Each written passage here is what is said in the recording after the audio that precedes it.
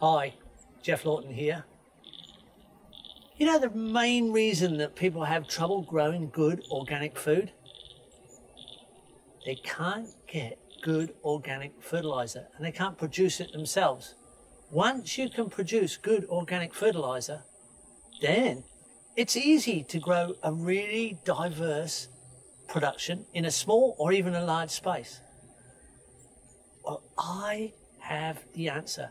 And it's a simple product and it works really well. And we've got a Kickstarter starting with this. And I want you to support it. We support it. We've been trialing it. And I'm actually sitting on it. It's a subterranean worm farm called a Subpod. We've got ours planted to Brahmi all the way round. And this worm farm, I'll lift it up so you can see, is set up to run perfectly. There's no mess, there's no flies, there's no maggots, there's no smell.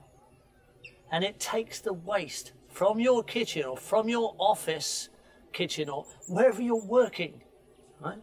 It takes the waste stream straight into the system and converts it to fertilizer and fertilizes the garden around the Subpod. We've got Brahmi growing around ours here, which is one of the top 10 herbs of the world, a fantastic herb, and it's difficult to grow in this garden, but here it thrives around the Subpod.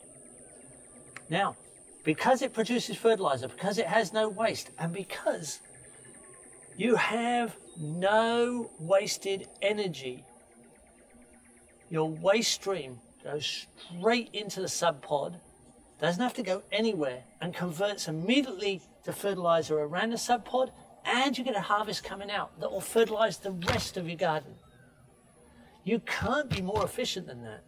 This is an incredibly efficient design and it works as a seat as well. So it's got more than one function.